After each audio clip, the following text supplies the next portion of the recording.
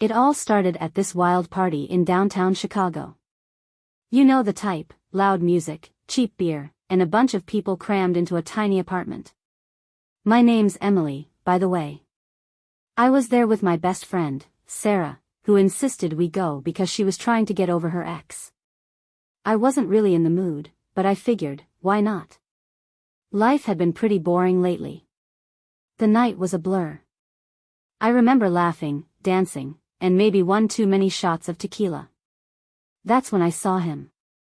Jake. Tall, dark hair, and this smirk that made me feel like he knew something I didn't. We started talking, and before I knew it, we were in some corner of the apartment, his hand on my waist, my head spinning. I'm not proud of it, but things escalated. Fast. The next morning, I woke up in my own bed with a pounding headache and a sinking feeling in my stomach. I barely remembered how I got home. Sarah was passed out on the couch, so I couldn't even ask her what happened. I tried to shake it off, telling myself it was just a one-night thing. But deep down, I knew something felt off. A few weeks later, the nausea started. At first, I thought it was just stress or maybe a stomach bug. But when I missed my period, I panicked. I bought a pregnancy test, and my hands were shaking so bad I could barely hold it.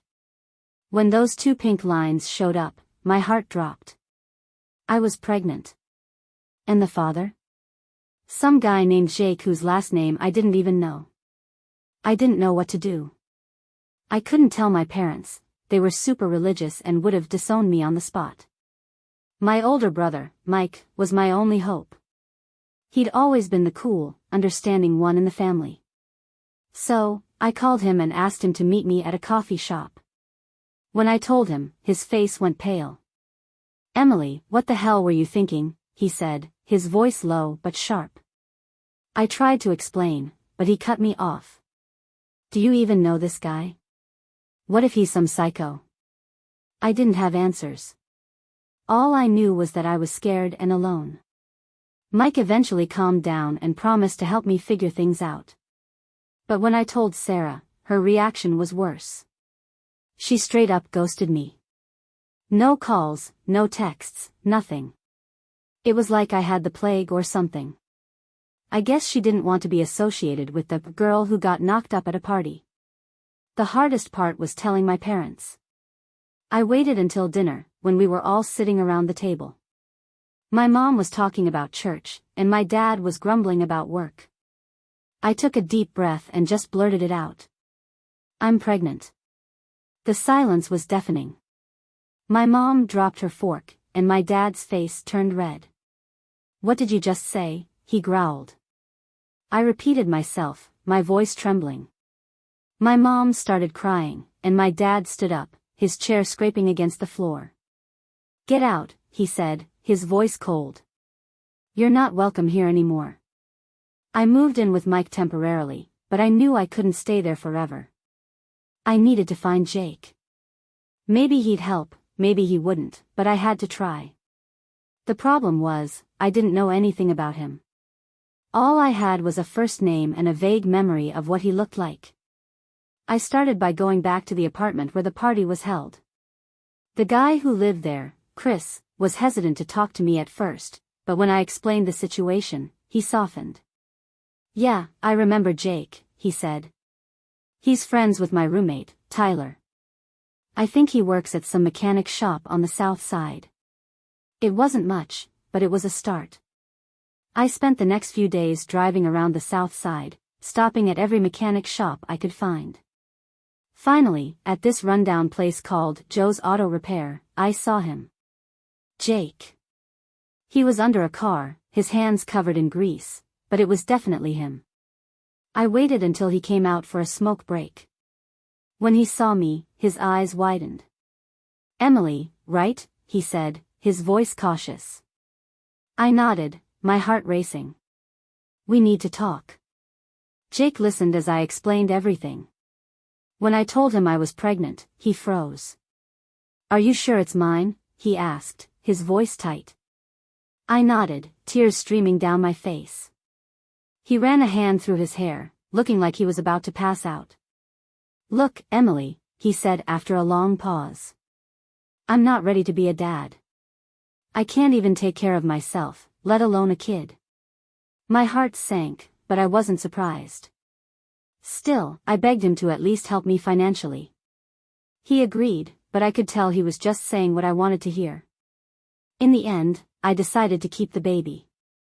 It wasn't an easy decision, but I couldn't bring myself to do anything else. My family never came around, and Jake disappeared shortly after our conversation.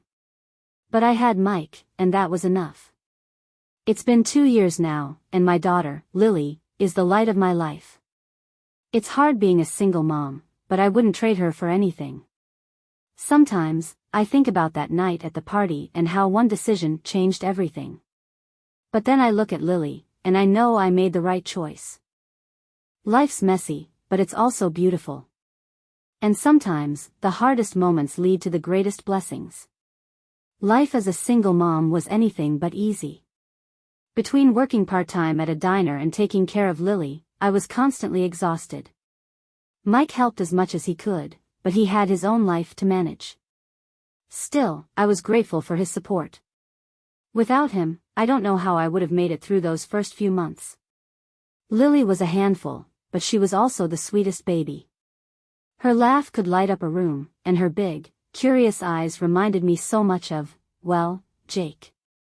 I tried not to think about him too much, but every time I looked at her, it was like he was staring back at me. I wondered if he ever thought about us, if he ever regretted walking away. One day, while I was at the park with Lily, I ran into Sarah. It had been over 2 years since we'd last spoken, and the sight of her caught me off guard.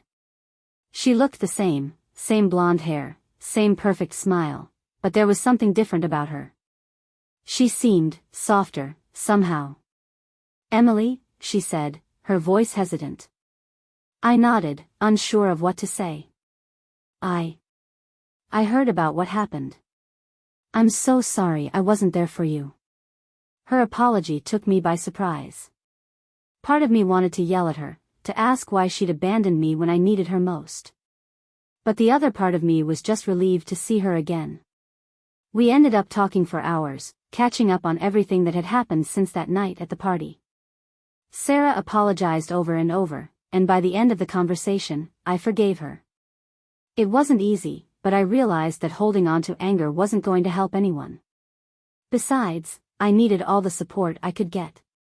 A few months later, I got a call from an unknown number. I almost didn't answer, but something told me I should. "Emily," a familiar voice said on the other end. It was Jake. My heart skipped a beat. "Yeah, it's me," I replied, trying to keep my voice steady. I need to see you," he said. "There's something I need to tell you." I agreed to meet him at a coffee shop downtown. I was nervous the entire time, wondering what he could possibly want after all this time. When I saw him, he looked different, older, more tired.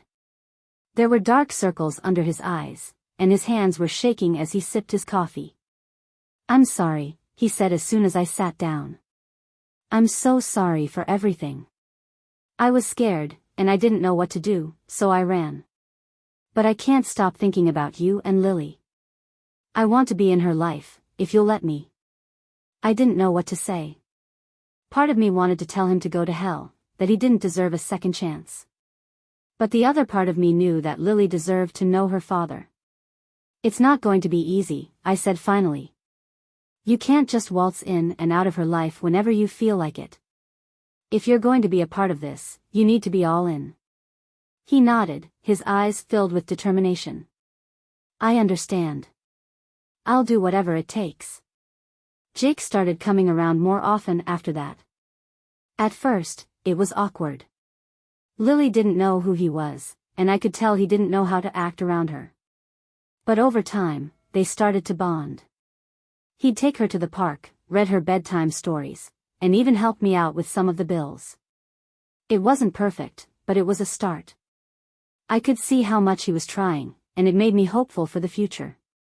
One night, after Lily had gone to bed, Jake and I stayed up talking. We talked about everything, our past mistakes, our hopes for the future, and what we wanted for Lily. It was the first time I felt like we were on the same page. I know I messed up, he said, his voice soft. But I'm going to make it right. I promise. I believed him. It's been 5 years since that night at the party, and so much has changed. Lily is thriving, and Jake has become a constant presence in her life. We're not together, we're not even close to that, but we've found a way to co-parent that works for us. As for me, I've learned to forgive, not just Jake and Sarah, but myself too. I used to blame myself for everything that happened, but now I see it as a part of my story. It's not a perfect story, but it's mine. Life's still messy, but it's also full of love and second chances. And sometimes, that's enough.